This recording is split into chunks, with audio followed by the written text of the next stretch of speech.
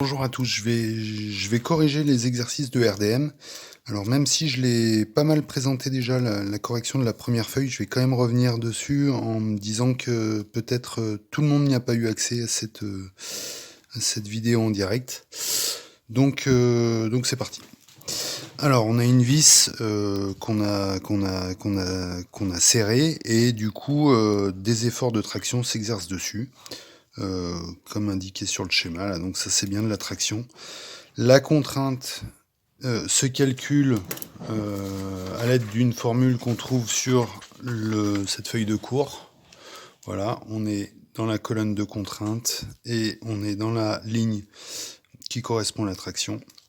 Et donc la formule sigma est égal à n sur s. Donc l'effort vaut 10 000 newtons. 1000 décanewtons, voilà, ça fait 1000 newtons. Alors, on n'en considère qu'une seule, c'est-à-dire on considère que par exemple celle-là vaut 1000 décanewtons et que l'autre n'est là que pour empêcher la vis de se déplacer. Donc on n'en considère qu'une seule, on ne va pas les ajouter. Voilà, c'est ça l'ambiguïté qu'on peut avoir.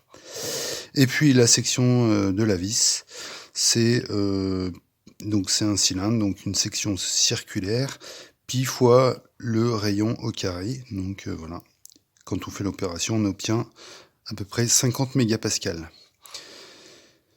Alors, maintenant on veut savoir si cette pièce a un coefficient de sécurité, cette pièce dans cette utilisation-là a un coefficient de sécurité de 4. Donc pour avoir un coefficient de sécurité de 4, on reprend la courbe pour être un peu à l'aise. On se dit que la contrainte va être un petit peu en dessous de ou égal à RPE. Voilà. Et on va chercher à savoir la limite élastique avec un coefficient de sécurité de 4. Donc il va falloir que par rapport à notre contrainte qu'on a calculée ici, ce soit 4 fois plus haut. C'est-à-dire, j'en ai un ici, j'ai une fois ici, et puis je vais en avoir 3 fois au-dessus, pour que ça fasse 4 au total. Voilà. Donc, si ça fait 50 la contrainte, et qu'on veut un coefficient de sécurité de 4, il va falloir qu'on ait une limite élastique de 200 mégapascales. Donc, maintenant, question suivante, il faut choisir dans cette liste de matériaux, un matériau qui convienne. On voit que si ça dépasse, si le matériau est plus haut que ce qu'on voulait, on aura un coefficient de sécurité de 5 ou de 6 ou de 7. Ça fera partie des solutions qui ont un coefficient de sécurité de 4. Il faut que ce soit supérieur à 4, en fait. Et donc, tous les matériaux qui ont une limite élastique supérieure à 200 sont valables. Donc ça, c'est valable. Ça aussi, ça aussi, ça aussi. Là, il n'y a que le premier qui serait pas correct. Si on peut se dire également, mais c'est pas demandé dans l'exercice, que on peut penser que ce matériau-là va être moins cher que celui-là. Généralement, c'est ce qui se passe. Mais donc, on aurait peut-être tendance dans une logique budgétaire à choisir celui-là. Mais c'est pas forcément évident. Ça dépend. Les entreprises ont aussi des logiques. Elles travaillent principalement avec certains matériaux. Celui-là, elles l'auront pas forcément. Elles auront peut-être que celui-là. Et puis, donc, elles vont prendre celui-là parce que c'est avec celui-là qu'elles ont l'habitude de travailler. Voilà. Mais là, c'était vraiment pas demandé. Donc, vous aviez le choix entre ces 5. Et maintenant, il y avait une question de calculer l'allongement de la vis, donc dans cette situation. Alors, l'allongement de la vis, je vous explique le principe. On a l'allongement, c'est le delta L qui est ici. On le retrouve dans cette formule-là, l'allongement. Ça, c'est la longueur initiale de la vis. Elle est donnée ici à 150 mm. Et il faut avoir la déformation. Or, on ne la connaît pas, la déformation. Donc, il faut aller chercher la déformation dans cette formule-là, qui est donnée à l'aide de la contrainte. La contrainte, on la connaît, on l'a calculée ici, 50 mégapascales. Et puis, il nous faut également le module d'élasticité longitudinale qu'on appelle souvent le module Young et qui est donné ici. C'est le même pour tous les aciers en fait. 200 000 mégapascales ou 200 gigapascales. Donc voilà. Donc ce qu'on va faire, c'est qu'on va en premier calculer la déformation, le E bizarre, et ensuite une fois qu'on aura la déformation, on utilisera cette formule qu'on va retourner pour calculer l'allongement. Voilà. Donc c'est ce que j'ai fait ici. Voilà. Donc j'ai modifié un peu la formule. Je vous laisserai trouver comment. Je trouve que la déformation, c'est égal à la contrainte divisée par le module Young. Ça nous donne 50 mégapascales divisé par 200 000 mégapascales. Faites attention aux unités. Ici, il faut que ce soit la même unité en haut et en bas. Et ça nous donne un nombre qui n'a pas de dimension, puisque c'était la même unité en haut et en bas. Et donc, c'est une sorte de pourcentage, si vous voulez, ce nombre. Voilà. Et ensuite, on va utiliser ce nombre dans ce résultat dans la formule de la déformation, où je vais retourner la formule pour obtenir delta L tout seul, l'allongement tout seul. Donc c'est ce que j'ai fait ici. J'ai multiplié la déformation que j'avais trouvée par la longueur initiale et on obtient un truc tout petit. Voilà. La vis, elle s'est pas vraiment allongée, ce qu'on pouvait prédire. On n'a jamais vu une vis beaucoup s'allonger. Voilà. Deuxième exercice du coup. Alors, on a cette fois-ci un câble 8 mm de diamètre et de longueur 300 mètres, donc ça commence à être un peu long. Réalisé en acier. Et cette fois-ci, la subtilité, c'est qu'on nous donne pas un effort, on nous donne une contrainte de base. Donc voilà, on nous donne une contrainte. Première question, on nous demande de vérifier si il y a bien une sécurité supérieure à 4. Donc il suffit de comparer cette contrainte avec la limite élastique de ce matériau. Donc ce matériau, c'est un E, donc vous pouvez aller vérifier, mais quand on a du S ou du E, le nombre qui est après, c'est directement la limite élastique. Donc 295, voilà, on a bien 295 en limite élastique. Donc si je fais 4 fois 40, puisqu'on veut un coefficient de sécurité de 4, si je fais 4 fois 40, ça nous donne 160 mégapascales. Et ça, c'est bien inférieur à 295. Donc c'est bon, j'ai bien un coefficient de sécurité supérieur à 4. Alors, maintenant, question 2, qui n'a rien à voir. On nous demande de retrouver la force qui a provoqué cette contrainte de 40 mégapascales. Donc on a la contrainte, on a la formule de la contrainte qui est sigma est égal à N sur S. Donc j'ai N qui va être égal à sigma fois S.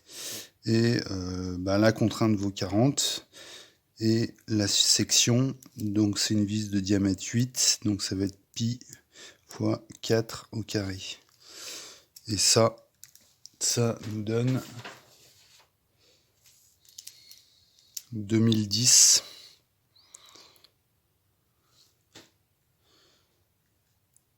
Newton. Voilà. Alors ensuite, il y avait une série de questions que j'avais un peu reformulées. Donc c'est ce qu'on a fait ici, là. Ici, c'était une seule question. Et là, ça a été séparé en deux questions. Donc la première question, ça correspond à déterminer la déformation. Et la deuxième question, ça revient à déterminer l'allongement.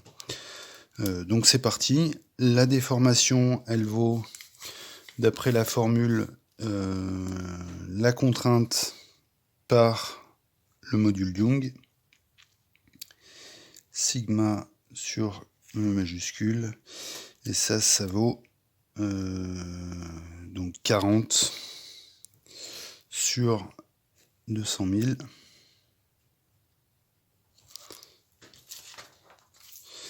et ça me donne 2, 10, moins 4. 2, 10, moins 4. Alors 2, 10, moins 4, je peux aussi l'écrire avec un 2, et puis je recule la virgule qui est là au départ de 4. 1, 2, 3, 4, voilà ici. Ça peut s'écrire comme ça aussi, le 2, 10, moins 4. Et sur la calculatrice, ça vous apparaîtrait 2 exposant moins 4 ou moins 0,4. Voilà. Une fois que j'ai cette déformation, je vais calculer l'allongement. Donc là, je reprends ma formule et je la bidouille pour avoir delta L tout seul. Donc je vais faire epsilon fois L0. Donc delta L est égal à epsilon fois L0. Et ça vaut ce 2, 10, moins 4 multiplié par la longueur, 300 mètres. Alors, vous voyez que ce truc, ce nombre, ce résultat n'a pas d'unité là, puisque j'avais divisé des mégapascales par des mégapascales. Donc en fait, je peux utiliser l'unité de longueur que je veux. Le tout, c'est d'en être conscient. Et du coup, ça me donnera le delta L, l'allongement, il sera de la même unité que ma longueur ici. Et donc ça fait à peu près 0,06 mètres, ce qui est égal à 6 cm. Voilà. Donc ça commence à faire un petit peu. Alors, dernière question, un petit peu, peut-être un petit peu plus ardue. On nous demande de calculer le diamètre, de changer le diamètre de ce câble pour avoir un coefficient de 10. Donc, ce que j'avais conseillé, c'était d'augmenter, de tâtonner en fait. De tâtonner, c'est-à-dire on augmente le diamètre. Au début, il est de 4. Il est de 8. Donc, on a un rayon de 4. C'est ce qu'on avait ici. Et donc, voir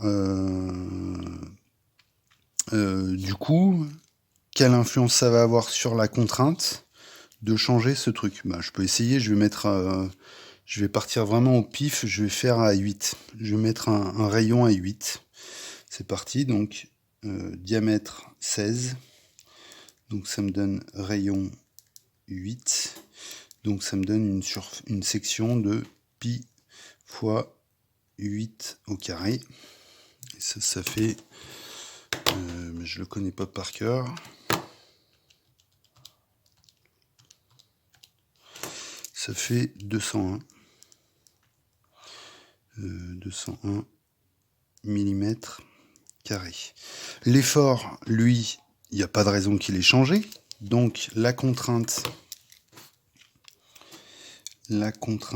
vaut les 2010 sur 201. Et ça,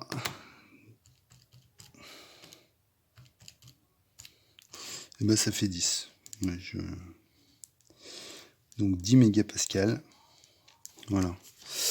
Et maintenant, il faut que je compare cette contrainte avec la résistance élastique de mon matériau, qui est Alors, RE, c'est égal à 295. Et du coup, ça, je vais dire que RPE, moi je veux un coefficient de 10.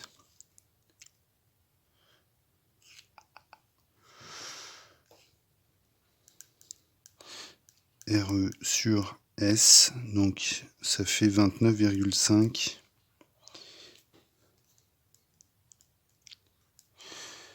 MPa.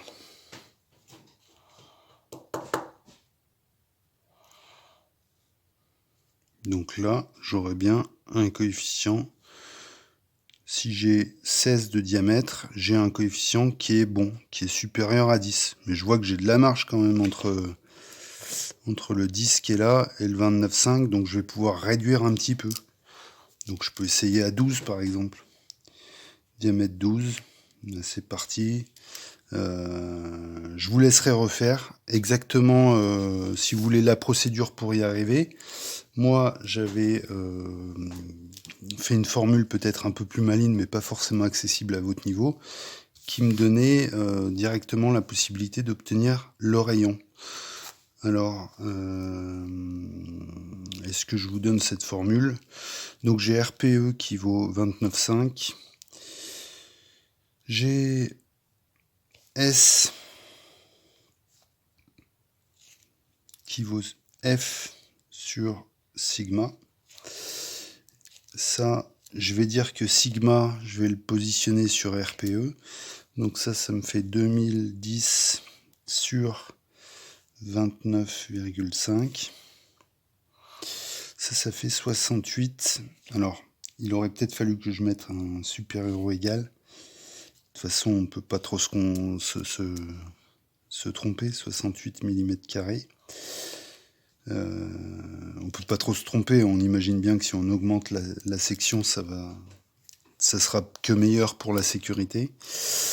Cette section, eh ben, c'est égal à pi fois r au carré, et ça, on veut que ce soit égal à 68 mm². Donc, on obtient, grâce à ça, que R doit être supérieur ou égal à racine de 68 sur pi. Et ça, du coup, ça c'est égal à 4,66. Donc, il faut un diamètre de 10. Voilà. Voilà pour cet exercice. Mais on y arrivait très bien par tâtonnement. Il suffisait d'approcher la contrainte ici en bougeant le diamètre. Si on bouge le diamètre, on arrive à bouger la contrainte. Et le but du jeu, c'est de se rapprocher de 29,5 sans le dépasser, quoi. Voilà. Allez, c'est parti pour le cisaillement.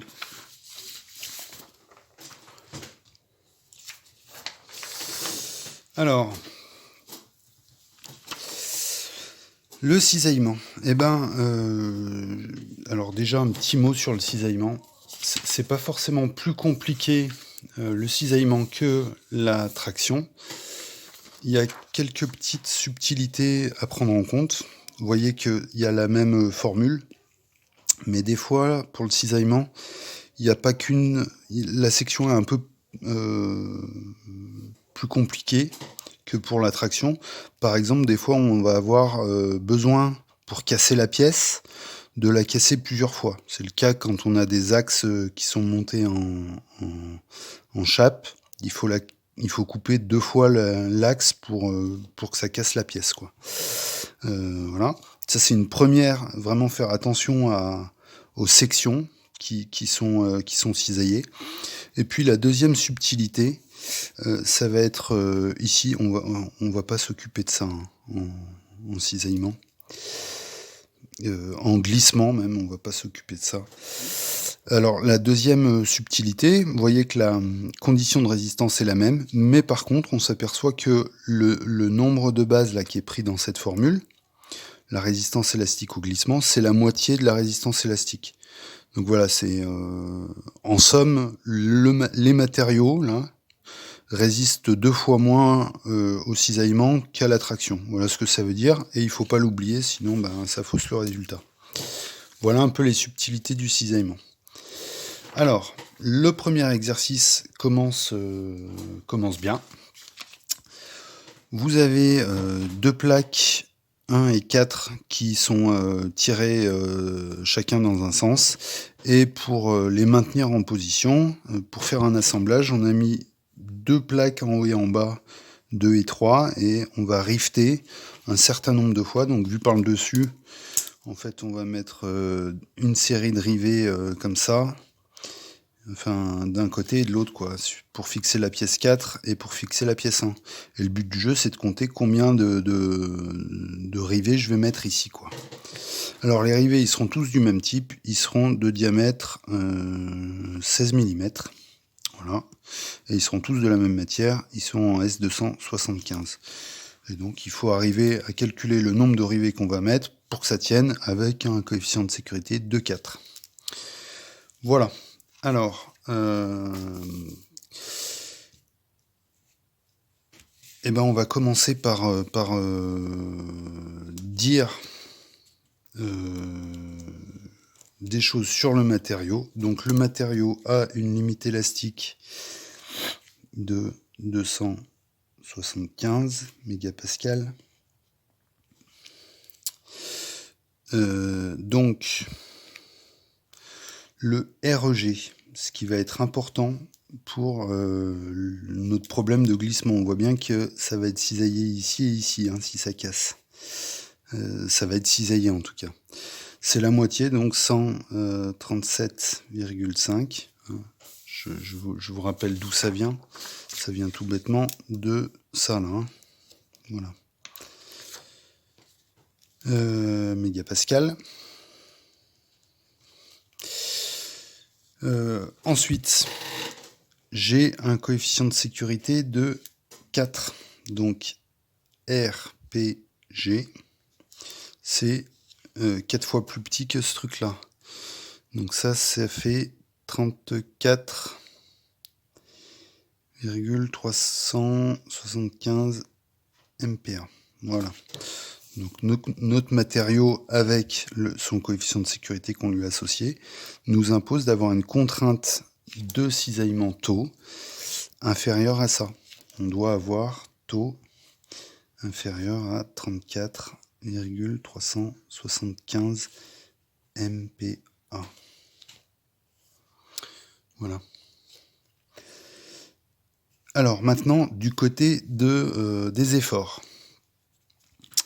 des contraintes. On a une contrainte taux qui vaut l'effort de cisaillement, donc c'est-à-dire 120 000 newtons, divisé par la section. Et la section d'un axe, c'est pi fois 8 au carré. Pi fois 8 au carré. Mais on peut voir que c'est cisaillé 2 fois. Chaque axe est cisaillé 2 fois. Ok ? Donc 2 fois ça. Ça, c'est vrai pour un rivet. Alors, on peut tout de suite voir que le problème il est symétrique par rapport à là. Ce que je vais faire, c'est que je vais regarder ce qui se passe que d'un côté, et puis à la fin, je multiplierai le nombre de rivets qu'il faut par 2. Ok, je vais calculer le nombre de rivets qu'il y a sur une rangée, et puis ben voilà, il faudra le même nombre de l'autre côté, donc on va multiplier à la fin par 2.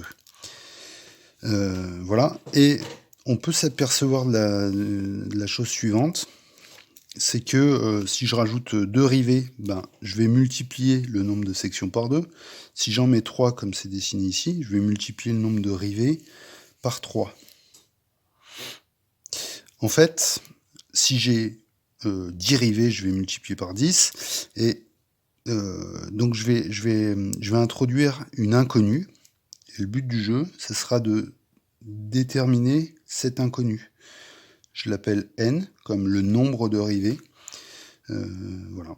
Donc ça, le nombre de rivets, il intervient à cet endroit-là, c'est-à-dire que plus on met de rivets, et plus ça augmente la section qu'il faut cisailler pour que ça casse, quoi. Voilà. Alors, ben, cette contrainte, quand on la calcule, ça nous donne... tac. J'en sais rien. Alors, non, pardon. Ce qu'on peut faire, c'est de renverser, nous, ce qu'on veut. C'est le nombre n. Donc on va retourner l'égalité, c'est-à-dire n est égal à 120 000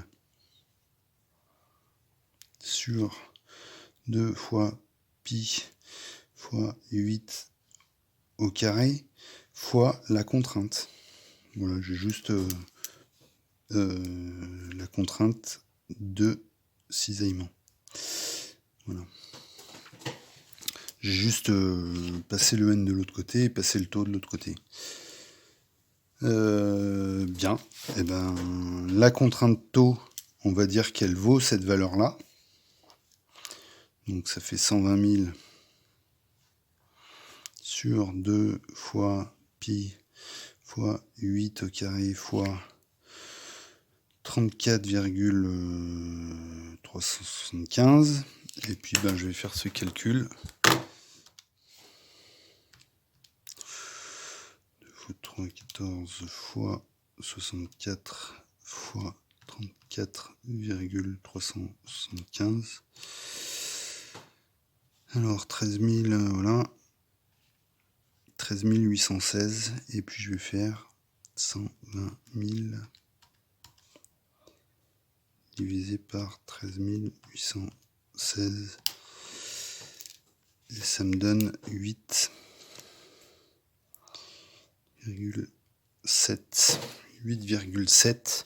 Donc on voit que pour obtenir une contrainte qui soit conforme au matériau avec le coefficient de sécurité, il faut que j'ai un nombre de rivets de 8,7. Bon, bah, je vais pas couper un rivet en 0,7, donc je vais en mettre 8. Je vais en mettre un de plus, pardon, je vais en mettre 9. Et comme il en faut des deux côtés, eh ben, ça en fait 18 au total. Voilà. J'espère que vous êtes bien amusés avec cet exercice. Exercice suivant. Alors, la soudure. On a un cordon de soudure.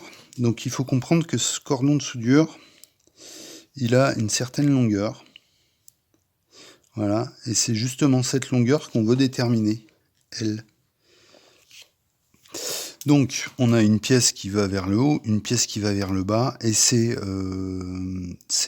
cette soudure qui va casser par glissement si elle n'est pas assez costaud.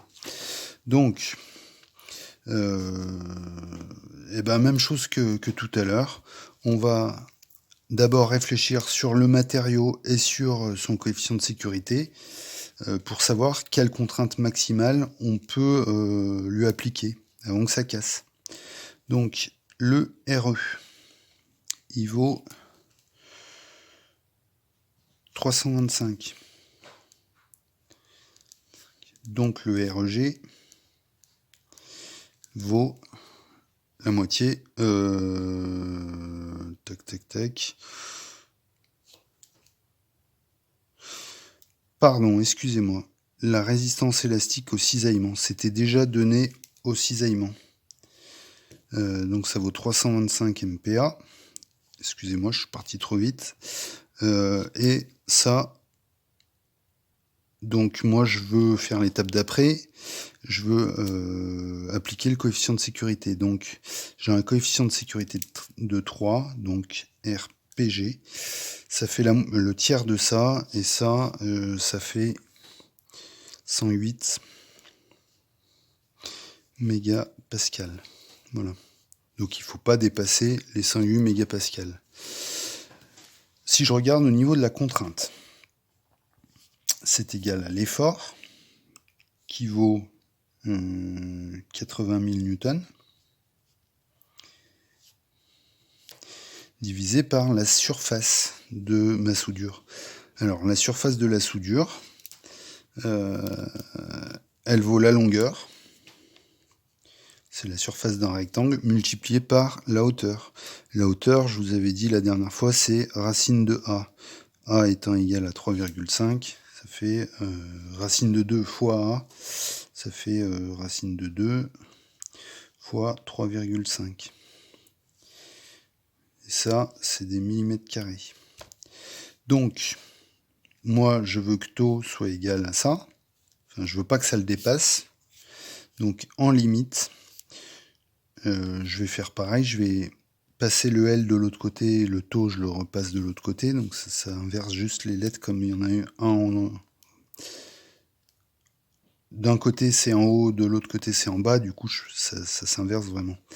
Donc L doit être supérieur pour que ça marche à 80 000 sur 108 fois racine de 2, 1,414 fois 3,5. Voilà, et ça c'est égal à 149,7 mm. Donc il faut faire une soudure de 15 cm pour que ça tienne. Voilà.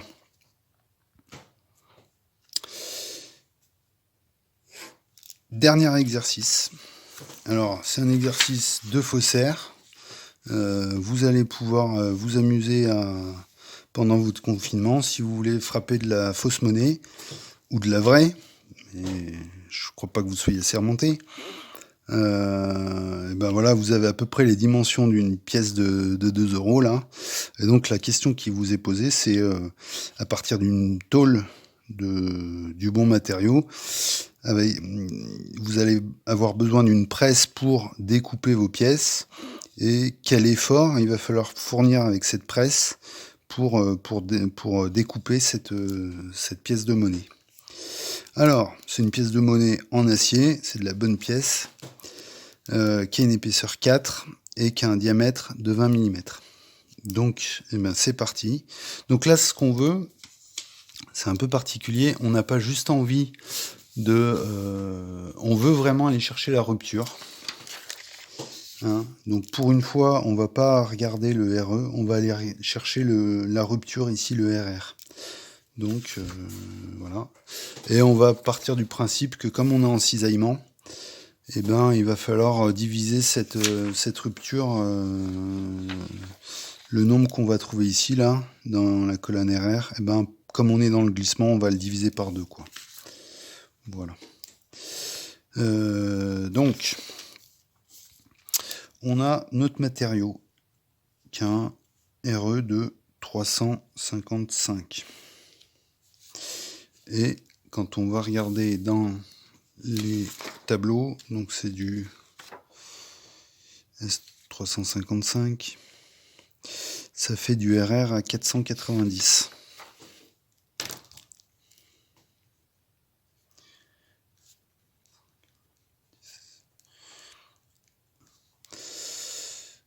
Voilà.